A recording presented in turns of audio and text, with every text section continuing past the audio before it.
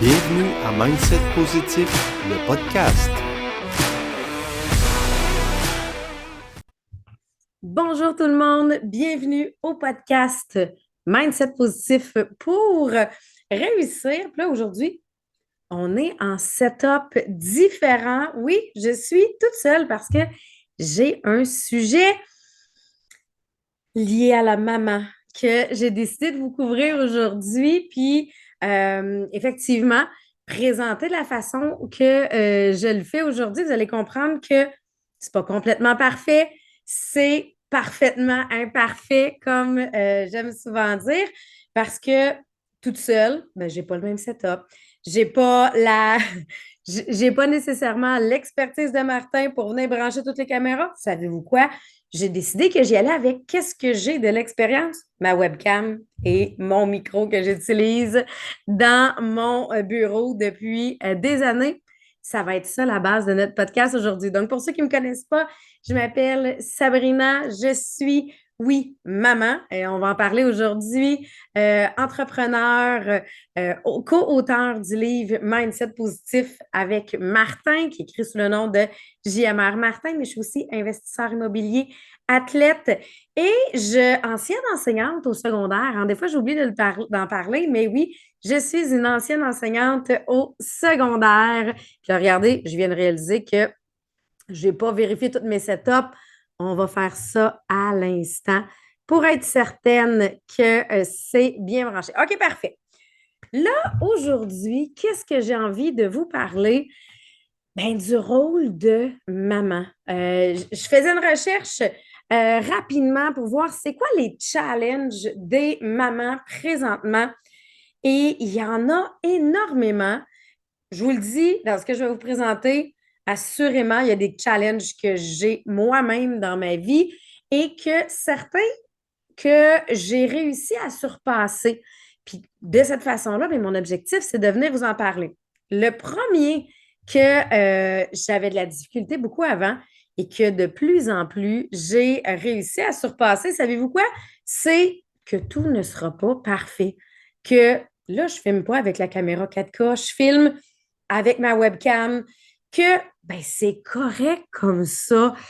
Mais ça a été quelque chose pour moi au départ d'extrêmement difficile de dire oui, mais là, je me sens pas prête à passer à l'action dans certains domaines parce que j'ai l'impression que je maîtrise pas tout. Donc, moi, ça, c'était un de mes challenges. Déjà maintenant, pour ceux qui écoutent le podcast, vous pouvez venir nous mettre des commentaires. Est-ce que toi aussi, tu es quelqu'un qui a de la difficulté avec l'imperfection. Et encore une fois, je ne te dis pas que c'est 100% réglé, c'est simplement que dans certains domaines, j'ai vu une certaine amélioration.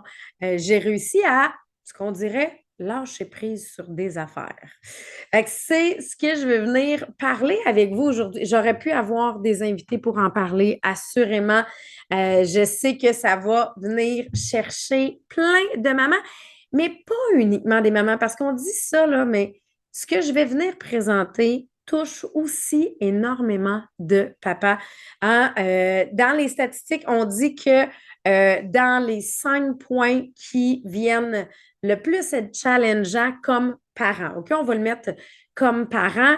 On a, entre autres, la charge mentale. Mais j'aurais tendance à dire que la charge mentale est peut-être un petit peu plus maman que papa. Mais là, vous pourrez me garrocher des roches, OK, si vous voulez. Mais tu sais, de dire, là, on dirait que les rendez-vous, là, il faut penser que demain, il y a une activité à l'école, fait qu'il faut envoyer tel vêtement supplémentaire ou tel document supplémentaire. Euh, dans la routine, moi, bon, je sais que je finis de travailler à telle heure, mais je veux être sûre que les enfants ont le temps de prendre la douche, bien brosser les dents. On veut être tout, sûr que tout se fasse en même temps, mais ça, ce n'est pas des choses qui sont nécessairement sur papier. La plupart du temps, c'est ici. Donc, la charge mentale de gérer un peu tout en même temps. Des fois, j'ai l'impression que je tiens un agenda pour 2 personnes, pour moi et pour mon conjoint. Bon, Martin va en rire, mais effectivement, Aujourd'hui, on avait l'exemple, la journée où je tourne le podcast aujourd'hui, j'ai fait réaliser à mon chum qu'il s'était trompé dans le calendrier et il ne partait pas les bonnes journées pour le salon du livre. Ben là, il a fallu changer son hébergement, il a fallu. Mais si j'y en avais pas parlé, mon chum partait une journée trop tard, là. Lui, là, il serait arrivé au salon du livre, là, tout installé, en se demandant, mais qu'est-ce qui se passe? Parce qu'il ne serait pas arrivé la bonne journée. Mais c'est juste que moi, dans ma tête, je me suis dit, il faudrait que je vérifie avec lui à quelle heure il part, quel jour. Fait que ça faisait partie de ma charge mentale, de, même si ça n'avait pas rapport avec moi, mais de vérifier de son côté à quelle heure il allait partir pour son kiosque, pour son événement, a fait que ben, j'ai réalisé qu'il ne partait pas la bonne journée. Mais oui, au début, moi, longtemps, je me suis dit, ah, c'est pas si mal que ça, la charge mentale, là. Je vais vous raconter un peu le jour où j'ai découvert que mon cerveau était brûlé. Parce que la charge mentale, effectivement, une des choses quand on parle des challenges de la charge mentale, c'est que on vient brûler son cerveau. À le surutiliser, mais surtout à le surutiliser pour des choses qui, honnêtement, souvent, on n'aurait pas nécessairement besoin de le surutiliser. Vous avez peut-être jamais remarqué, là, mais il y a une grande partie de notre vie que c'est des automatismes. Tu sais, on se lève le matin, on s'en va faire pipi, on brosse nos dents, on prépare les lunchs. Mais je ne me pose pas la question. C'est quelque chose qui se fait tout seul, tous les matins. Une chance, je n'ai pas besoin de me poser la question le matin, j'ai envie de pipi ou non. J'y vais, je me lève, je vais faire pipi.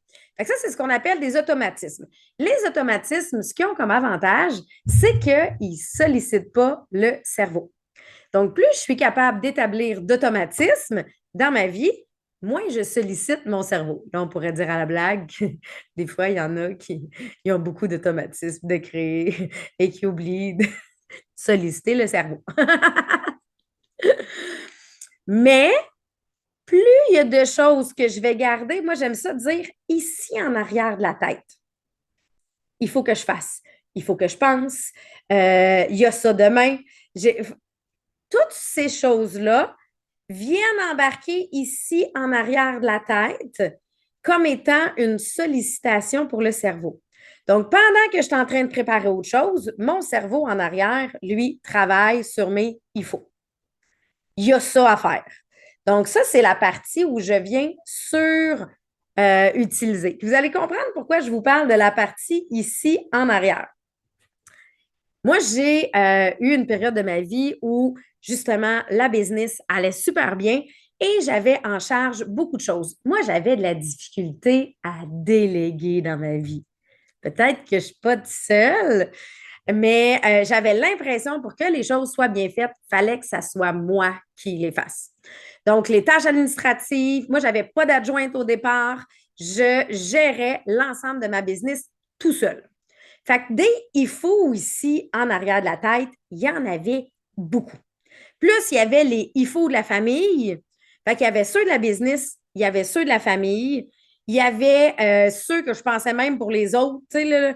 Fait que là, je manquais de place dans le cerveau pour les il faut. Pourrez vous autres aussi dire si vous avez déjà vécu quelque chose comme ça, jusqu'au jour où je me suis mis à avoir des chocs électriques ici. Littéralement. Littéralement, premièrement, j'avais l'impression que mon cerveau, il retenait plus rien. Après ça, les gens me parlaient, puis j'étais comme, mais my God, je suis pas capable de faire le focus sur ce qu'il me dit. J'ai l'impression qu'il parle, puis que mon cerveau est plus capable de gérer l'information. Effectivement, le disque dur, il était plein. Il était plein, et ici en arrière, il était tellement plein que j'avais littéralement des chocs électriques au cerveau quand je surutilisais mon cerveau. On a découvert par la suite que je faisais une mononucléose. Donc, oui, mon corps avait complètement démissionné sur ce que je faisais. Il disait, toi, tu lâches pas, moi, on va lâcher. Et encore aujourd'hui, ça va faire 2 ans, oui, ça va faire 2 ans et demi que j'ai fait cette mononucléose-là. Et encore aujourd'hui, si je ne fais pas attention, si ma charge mentale, elle est trop grande, si mes il faut sont trop nombreux, je recommence à avoir des chocs électriques ici en arrière du cerveau. Fait que là, tu vas me dire, OK, là, mais Sabrina, on fait quoi pour réduire la charge mentale? Parce que moi, il a fallu que je découvre comment faire. Fait que c'est pour ça que j'ai envie de vous le partager. Parce que ça aurait été bon que j'ai. Probablement qu'il y en a d'autres qui me l'avaient partagé avant, mais je n'étais pas à l'écoute. Je n'étais pas prête à ça. Parce que moi, dans ma tête, mon cerveau, il était puissant. Fait que je n'avais pas besoin de faire attention à mon cerveau. Puis là, maintenant, bien, je comprends aujourd'hui que oui, il faut que j'y fasse vraiment attention. Bien, qu'est-ce qu'on a comme truc? Un très simple, qu'on entend régulièrement. Dormir et bien manger. Là, ça me dit, ouais, mais ça n'a pas rapport. Oui. Si tu n'alimentes pas ton cerveau, il ne peut pas transiger les informations. Donc, dormir, bien manger, boire de l'eau. Ah, regarde, ouais, j'ai oublié de m'amener une bouteille d'eau. Regarde, ça, c'est la partie que je n'ai pas encore intégrée. L'autre chose, déléguer. Là, je ne te parle pas de payer une assistante pour venir faire ta vaisselle, pour venir ramasser les bas des enfants qui ont laissé dans le salon. Mais c'est de venir montrer au reste de la famille que tu n'es pas la seule et unique gestionnaire de la maison. Moi, c'est sûr que le jour où j'ai eu ma mononucléose, où je ne faisais plus rien dans la maison, ben, ils n'ont pas eu le choix de prendre le relais. Martin faisait déjà beaucoup de choses, mais assurément, les enfants ont eu à prendre le relais. Avant d'en arriver là, on peut déjà demander un relais. On peut déjà arriver à cette option-là de demander un relais. Fait que ça peut être de séparer des tâches. Dernièrement, on a fait la même chose. On avait une charge de travail qui était un petit peu plus grande avec les salons du livre, les conférences, les podcasts. Qu'est-ce qu'on a fait?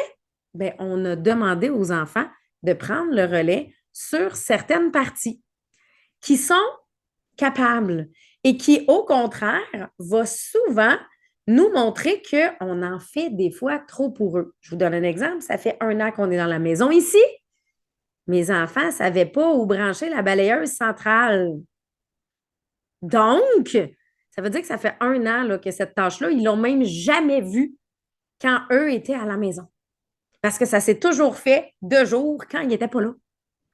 Fait que, ben, quand ils partiront en appartement, là, il n'y a pas personne qui va venir brancher la balayeuse à leur place puis qui va la passer à leur place. Là. Fait que ça fait partie de, oui, déléguer. Au niveau de la business, j'ai engagé une assistante parce que ma santé mentale valait beaucoup plus que les heures que je passais à faire les tâches. Fait que oui, j'ai engagé une assistante qui encore aujourd'hui fait partie de ma business. Un gros merci, entre autres, à Dani, qui a été là, qui a pris le relais du jour au lendemain quand j'ai eu à déléguer complètement parce que je déléguais des choses avant ça, mais j'y reprenais. Tu sais, ah oui, fais-les, mais finalement, je vais le faire. Tandis que là, il y a des tâches qui ne font plus partie de mon cerveau. Honnêtement, je ne saurais même plus comment ils se font parce qu'elles ont été complètement déléguées. Fait que ça m'a permis d'éliminer une partie de la gestion de mon cerveau, gestion de la business qui ne fait plus partie de mon cerveau. Fait que oui, ce pas-là, je l'ai fait. Puis là, des fois, il y en a qui vont me dire, ouais, mais à partir de combien de revenus tu le fais? À partir du moment où tu veux sauver ton cerveau, ben, ton assistante vaut moins cher que le prix de ton cerveau. Fait que ça a été une grande partie que j'ai fait à ce moment-là. Et apprendre que tout ne sera pas fait parfaitement comme on le voudrait. Que ce soit avec une assistante, même si j'adore Dani, elle le fait à sa façon à elle. Mais sur certains domaines, elle est bien meilleure que moi. Mais elle fait les choses à sa façon à elle. Mes enfants, ils font les choses à leur façon à eux. Mon chum, il fait les choses à sa façon. Fait qu'en réalité, c'est pas que c'est moins bien fait nécessairement. Ça veut dire que c'est fait à leur façon. On avait trouvé une façon pour venir régler les choses un peu, je vous dirais, au niveau du ménage.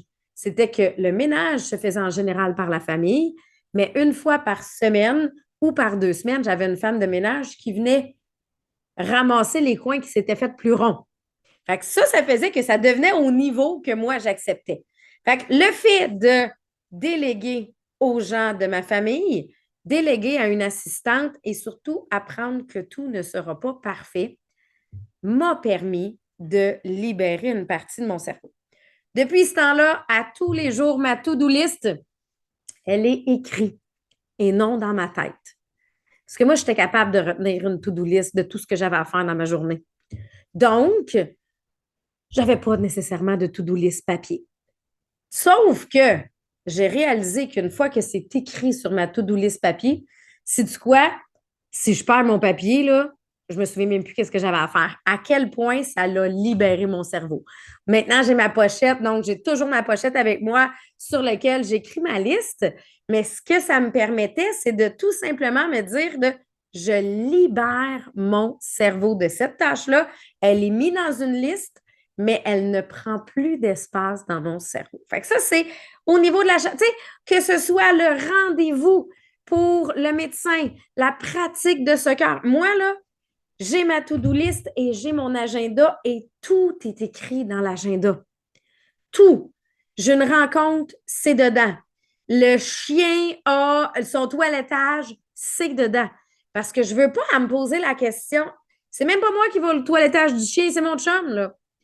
Mais je ne veux pas avoir à me poser la question, qu'est-ce qu'il y a aujourd'hui? Y est-tu à la maison? Y a-tu pensé? Fait que déjà là, c'est 3 questions qui prennent la place dans mon cerveau qui n'auraient pas de besoin. Fait que dans mon agenda, tout ça est placé parce que je veux m'assurer de libérer le plus d'espace. Et qu'est-ce qui est magique quand on libère le plus d'espace? C'est le sentiment qu'on n'est pas surchargé. Dans les faits, j'ai la même horaire. Elle n'a pas changé. Mais le sentiment qui vient avec ma journée, elle est différente. Et c'est ça que des fois, on faut venir travailler parce que c'est le sentiment de surcharge, c'est le sentiment de se courir qui amène une fatigue plus grande. Tandis que quand j'ai ma liste, ben oui, des fois, la liste est grosse. Là. J'aime bien dire, il y a certaines journées où je me dis, ah, c'était une grosse semaine aujourd'hui. Mais finalement, parce que c'est sur une liste, parce que je peux le faire étape par étape, ben, j'arrive à la fin de ma journée et ma journée n'était pas si grosse parce que je l'ai séparée en petites bouchées.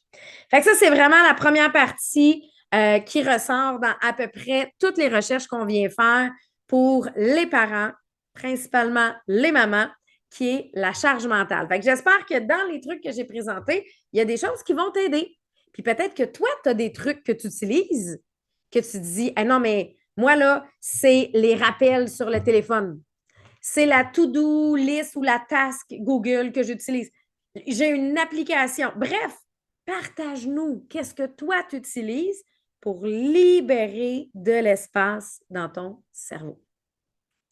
Une des choses aussi, des fois, qui est difficile à conjuguer, et je pense aussi que celui-là fait partie principalement pour les mamans, qui est la conciliation travail-famille. C'est quoi la conciliation travail-famille? Parce que la majorité des mamans aujourd'hui, en 2024, travaillent. C'est pas tant le est-ce que j'ai vu mes enfants ou non, est-ce que j'ai fait les devoirs ou non, c'est le sentiment de est-ce que j'ai passé du temps de qualité avec mes enfants ou non. Parce que la conciliation travail-famille va changer pour différentes personnes. Je suis une entrepreneur. J'ai un horaire de travail atypique. J'ai eu un horaire de travail avant la COVID où je partais du jeudi au dimanche pour aller faire des présentations. Fait qu'on s'entend que ben, il y a des grands moments que j'ai manqués avec ma famille. Mais ce qui était très important, c'est que quand je suis avec eux, je suis 100% avec eux. Donc, moi, ce que j'ai amené comme définition, puis ça ne sera peut-être pas la tienne, mais ma définition, c'est je veux être là dans les moments importants et surtout, je veux être 100% là dans les moments importants. Tellement que dernièrement, puis ben même, ça doit faire, hmm, ça doit faire au moins 3 ans que je n'ai plus de notifications sur mon téléphone. Plus de notifications, ça veut dire qu'il n'y a plus de son. Les seules fois que mon téléphone sonne, c'est quand c'est ma maman ou ma soeur ou mon chum qui m'appelle. Pour le reste des choses, c'est généralement pas une urgence. Puis moi, je gère une business en ligne, là. Moi, je gère une business sur Facebook. Fait que mes notifications Facebook, j'en ai à la tonne. Mais je ne sais pas que j'en ai à la tonne quand je ne suis pas en train de travailler parce que je n'ai pas de notification sur mon téléphone. Je n'ai même pas de petite bulle qui apparaît. Je n'ai même pas de pop-up qui apparaît. J'ai rien parce que je ne veux pas entendre le ding-ding. Et ça m'a pris des années à le comprendre. Hein, ça fait 12 ans que je suis en business. Je t'ai dit, ça fait 3 ans que j'ai désactivé les notifications sur mon téléphone. Ça veut dire quoi? Ça veut dire que j'ai été 9 ans à recevoir toutes les notifications. Je me souviendrai toujours, on avait un gros kiosque pendant le temps des fêtes, 30 jours dans un centre commercial où j'ai une boutique et mon téléphone sonne près de 50 à 60 fois par jour. Que ce soit des appels, des textos, tout à peu près pour le même sujet. Mais moi, je n'ai pas appris à désactiver mes notifications. Fait que moi, j'étais avec ma famille, j'étais en train de souper, puis ça sonne, puis je réponds. Puis j'étais en train de faire ma vaisselle, ça sonne, puis je réponds. Je m'en vais coucher mes enfants, ça sonne, puis je réponds. Fait que le soir où je suis chez nous, là, je ne suis pas vraiment chez nous. Je suis au travail. Et j'ai fini par aller porter mon téléphone à la boutique. Je l'ai mis dans le tiroir. Je leur ai dit, je pars pour 3 jours en vacances. Vous essayerez de me rejoindre, ça va sonner ici. Et je suis partie. Aujourd'hui, je suis même plus capable d'avoir cette sonnerie-là de téléphone. Parce que je n'avais pas compris qu'en réalité, ce qui était mon irritant, c'était de dire, un, soyez plus autonome, mais deux, quand je suis en famille, j'enlève les notifications. Fait que comme ça, je vais souper avec ma famille. Je vais faire ma vaisselle avec eux autres. On va se coller, on va regarder un film, on va faire la routine du dodo. Après, je retournerai à mon mode travail. Mais quand je prendrai la décision de, et non quand ça va faire ding. Ça, c'est pour ceux qui ont une business ou pour ceux qui ont un travail qui fait qu'on peut être rejoint sur les heures autres que les heures de travail. Mais même à ça, toi, ça se peut que tu ne travailles pas avec Facebook, mais que tu aies toutes les notifications Facebook, qui fait que quand tu es avec ta famille, tu n'es pas en mode travail, mais tu n'es pas nécessairement en mode famille, parce que tu es en mode checker ce qui se passe. Ah, il y a quelqu'un qui m'a écrit un message, il faut que je réponde. Ah, vous comprenez? Donc, je ne suis pas en mode réellement famille. Fait que là, après ça, on retourne au travail, puis tu fais, hey, il me semble que mes enfants me manquent. Parce qu'en réalité, je n'ai pas profité de ces moments-là avec eux. Oui, on a des horaires chargés. Oui, ça serait le fun de passer plus de moments avec eux. Mais à partir du moment où on est capable d'avoir des moments comme ça, où on est capable d'avoir des périodes où on a du temps de qualité, bien là, ce n'est plus le nombre d'heures que l'on passe avec eux qui est important. Parce que tellement qu'à un moment donné, ils vont partir d'eux-mêmes. Ils vont aller faire autre chose. Fait que là, tu vois que le besoin, il est comblé. Tu sais, il n'est pas. Mais c'est de pouvoir s'asseoir à terre, de dire, je prends une demi-heure, là, on s'assoit à terre ensemble, là, puis on joue. Bon, avec mon gars de 14 ans, on ne s'assoit plus à terre, puis on joue. Mais l'été, on va jouer une game de golf ensemble. Je peux te dire, hey, gars, le restant de l'après-midi, là, je le passe avec toi. Le téléphone est serré. Il est pas. C'est une des choses que j'aime du golf. Le téléphone il est dans le sac de golf, puis on n'y pense plus. Mais ça fait partie de on passe un moment ensemble. Et non à la même place, dans la même pièce, mais pas ensemble. Et ça vient souvent amener cet équilibre-là travail-famille. Fait que là, je n'ai pas parlé de diminuer les heures de travail, de changer l'horaire de travail nécessairement, mais de tout simplement s'assurer que le temps qu'on a ensemble, c'est des vrais moments. Parce qu'on pourrait travailler 10 heures semaine puis pas avoir de vrais moments ensemble, comme on peut travailler 50 heures semaine et avoir des vrais moments ensemble. Fait que c'est un équilibre qui est allé chercher parce que la réalité fait qu'on travaille. Puis moi, je suis une passionnée de mon travail, autant que je suis passionnée quand je fais les conférences, autant qu'on est passionné de partir dans les salons du livre. Fait que oui, des fois, on part sur des longues périodes. Moi, des fois, on va partir des 5 jours et les enfants s'en vont avec papy, mamie. C'est sûr qu'ils sont vraiment contents quand on revient, mais on s'assure que quand on revient, on est vraiment là. On s'assure que quand on revient, on vient répondre à ce besoin-là de on s'assoit ensemble, on se colle, on joue ensemble, on soupe ensemble et non sur le coin d'une table, chacun sur son bord. Nous, c'est quelque chose d'important, prendre un moment pour souper ensemble. Tu sais, honnêtement, sur l'heure du dîner, souvent, je ne prends pas le temps de prendre un repas tranquille. Je vais manger rapidement, puis je vais continuer de travailler entre les deux. Je le sais, ce n'est pas parfait. Mais pourquoi? Parce que mon objectif est de libérer du temps pour le souper en famille, qui pour moi fait partie des choses importantes. Fait que là, on a libéré le cerveau. On a se déculpabilisé par rapport à l'équilibre travail-famille, des fois qui est tout simplement de garder des moments de qualité. On a aussi dans la division des tâches, et on vient parler, puis ça va des deux côtés, hein. Autant maman, papa, une des choses que l'on voit, puis une des choses qui était représentée comme étant les challenges des familles, bien, c'est souvent le challenge de ouais, mais moi, j'ai l'impression que j'en fais plus que toi. Et là, ce qu'ils viennent présenter là-dedans, c'est vraiment la communication. Pourquoi la communication? Parce que, puis dans toute relation de couple ou dans toute relation de travail, c'est très important si on veut éviter les frustrations. Mais qu'est-ce qui est présenté dans la communication? C'est ce qui se passe dans ton cerveau. La personne en face de toi, elle ne le sait pas.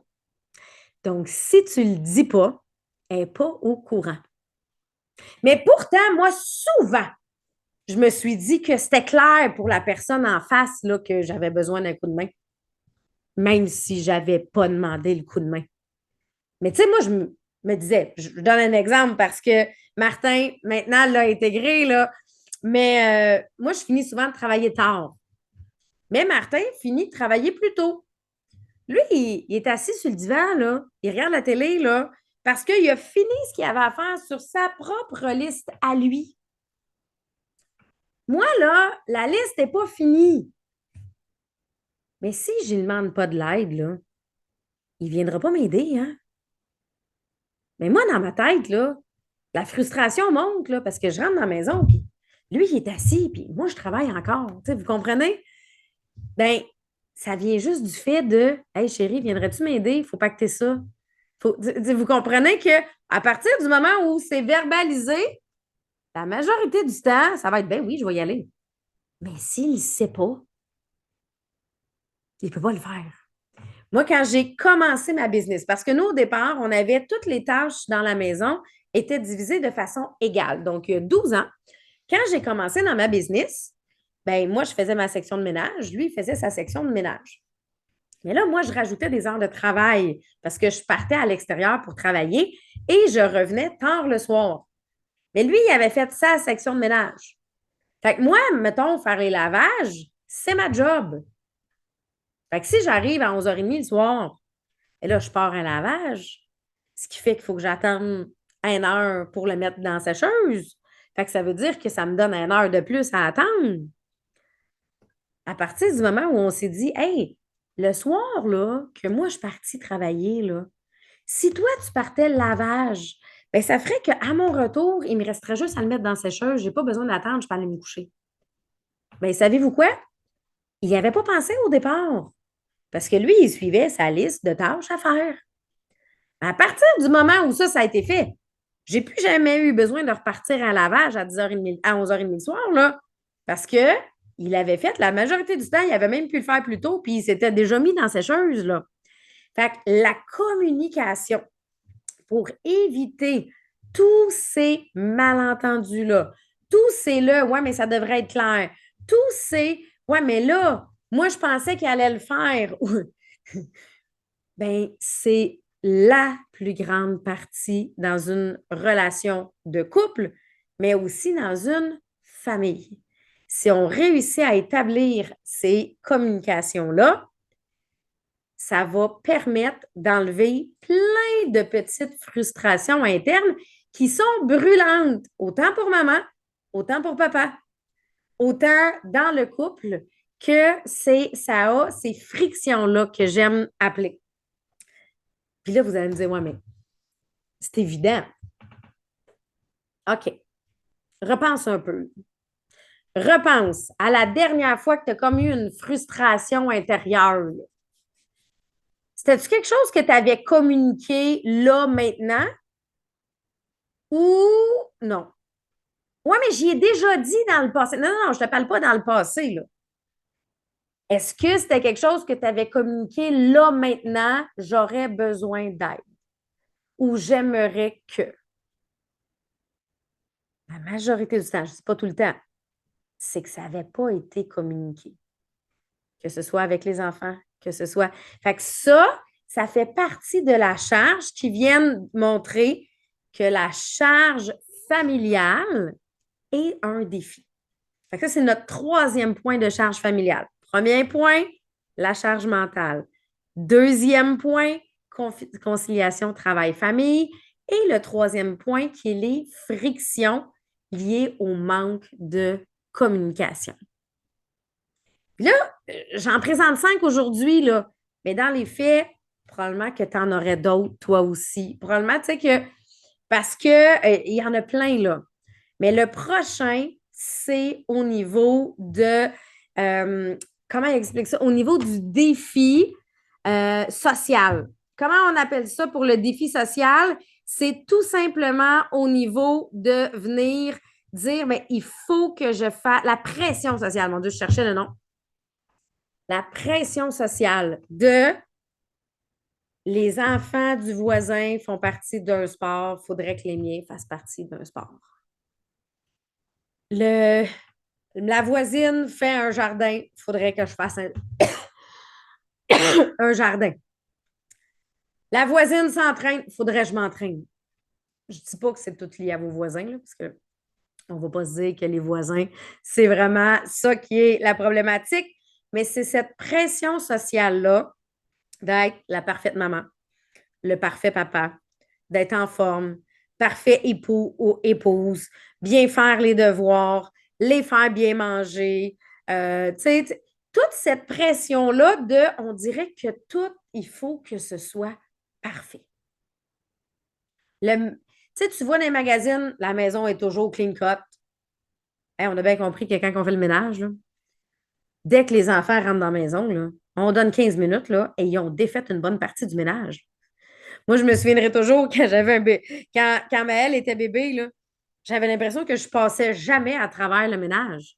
Je passais jamais à travers tout ce que j'avais à passer. Mais cette pression sociale-là, reste à prendre la décision. Est-ce que je la veux?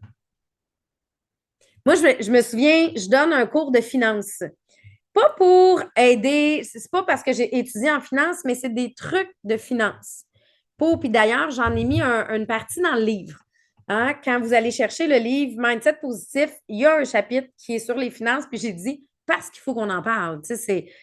Mais dans ce chapitre-là, je viens souvent parler de je fais la dépense, pas parce que les autres la font, mais parce que c'est un besoin pour moi.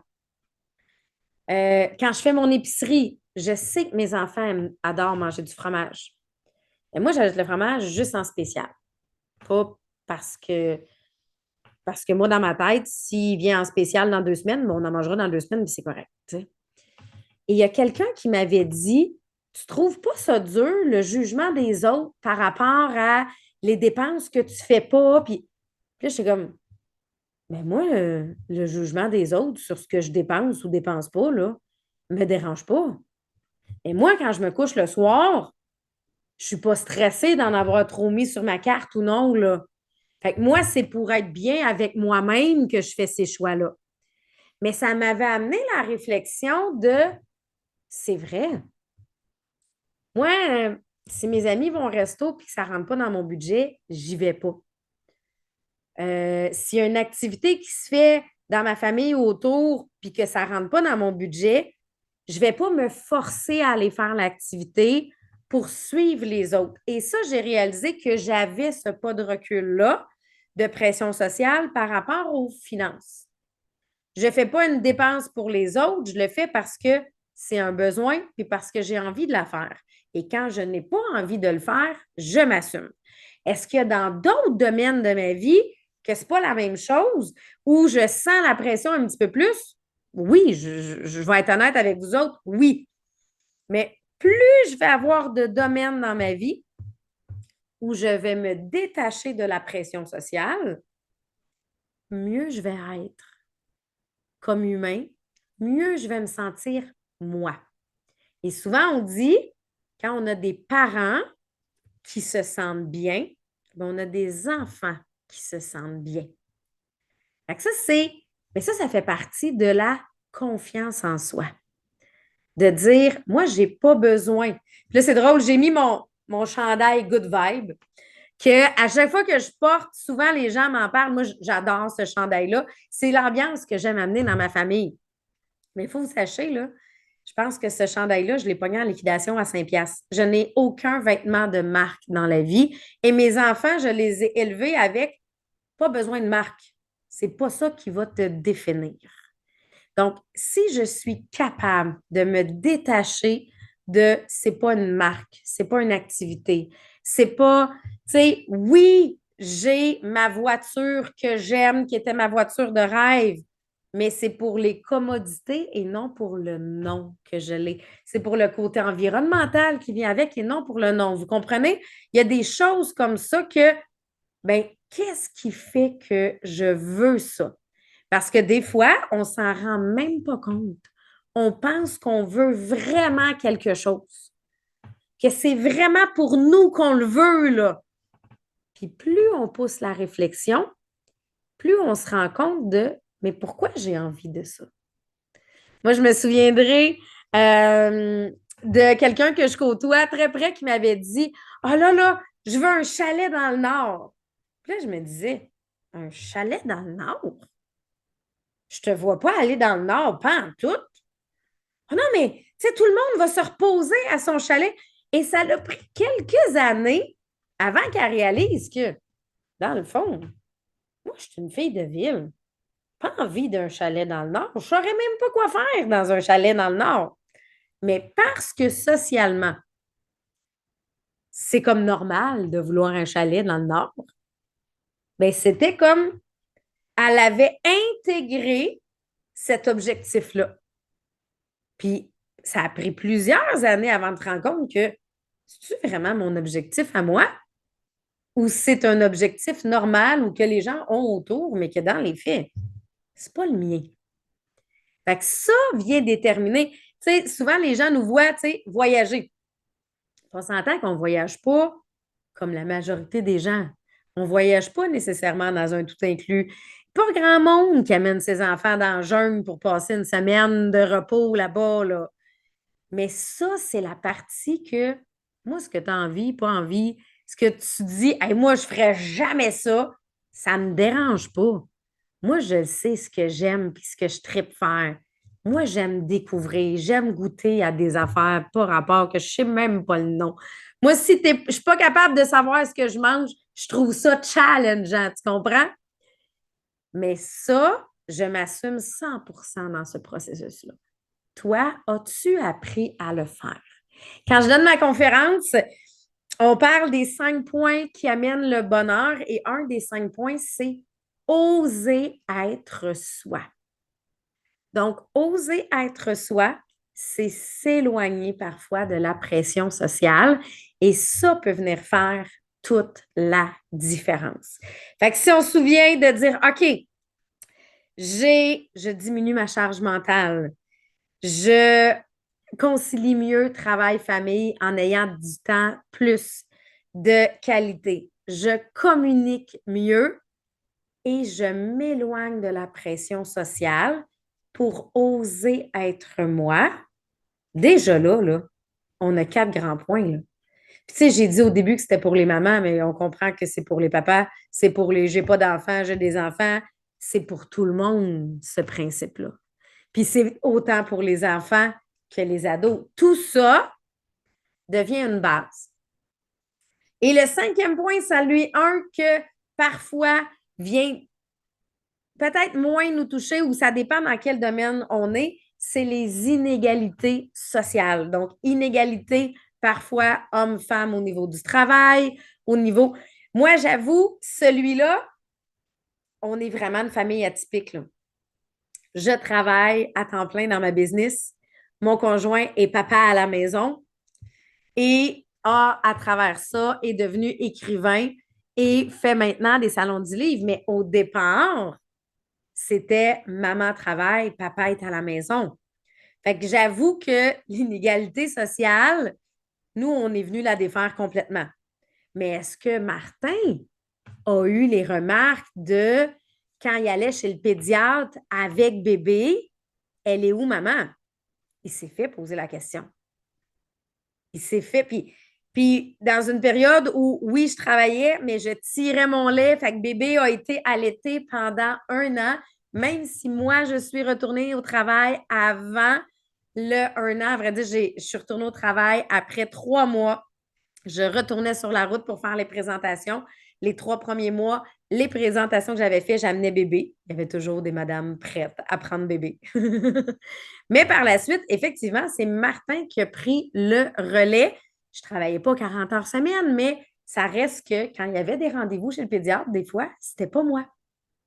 Et il a vécu le Elle est où, maman? Il a vécu les jugements de pourquoi c'est toi qui est là. Quand dans les faits, c'est pas une question qu'on devrait se poser. Si on parle d'égalité, ça va dans les 2 sens. Martin, il ne gardait pas. Martin, il faisait son rôle de papa. Et moi, je faisais mon rôle de maman et on s'interchangeait les rôles. Et quand moi, je suis disponible, ben, je m'occupe de mes enfants. Je ne suis pas en train de les garder. Et quand lui est disponible, ben, il s'occupe des enfants. Donc, ça, l'inégalité, nous, on l'a vécu un peu différemment.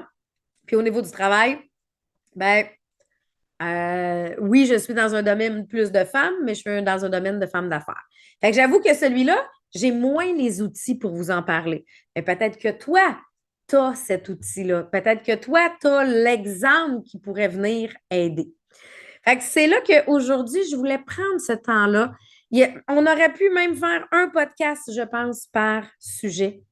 Mais tout simplement de venir dire, ben, on peut une action à la fois venir améliorer les choses, faire ma to-do list, déléguer, enlever les notifications sur mon téléphone, communiquer plus.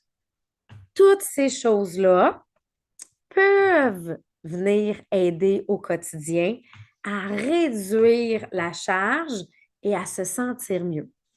Puis là, j'ai amené le bol. Je vais tasser un peu le micro parce que ça va être intense pour le bol. Je vais venir le coller sur la table.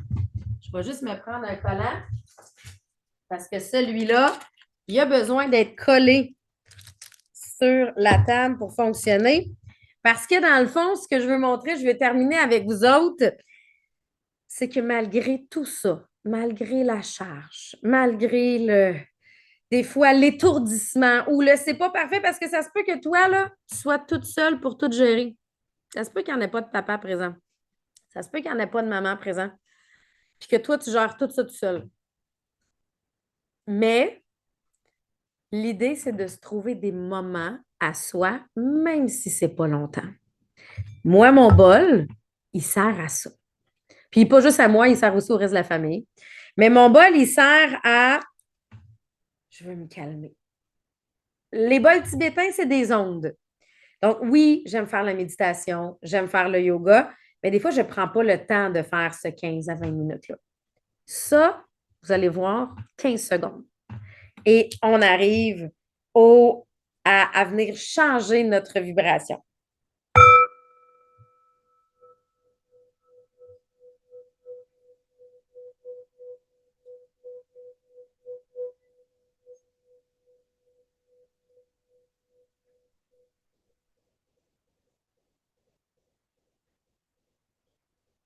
Et continue encore à chanter. Un coup. C'est tout. Et ça fait, oh, simplement. Il s'en trouve sur Amazon. Tu n'as pas envie d'en faire, mets de la musique. Moi, j'ai découvert que ça était instantané pour venir me. Des fois, dans la journée, là, c'est une grosse journée, là, je passe, je donne un coup, je m'en retourne travailler. Mais ça, trouve-toi tes trucs. Peut-être que toi, ça va être autre chose. Peut-être que toi, c'est chanter. Peut-être que toi, c'est de faire de la musique. Peut-être que toi, c'est écouter de la musique. Peut-être que toi, c'est le silence complet. Moi, ça, c'est de changer ma vibration.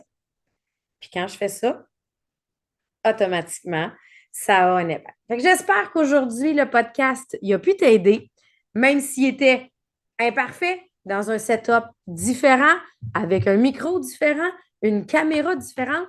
Dans les faits, l'idée, c'est le message qui vient derrière ça. Si ça peut t'aider, toi, partage-le. Ça peut clairement aider d'autres personnes. Donc, là-dessus, je te souhaite, premièrement, as-tu souri aujourd'hui? Soyez des ambassadeurs de sourire. Merci et bonne journée à toi.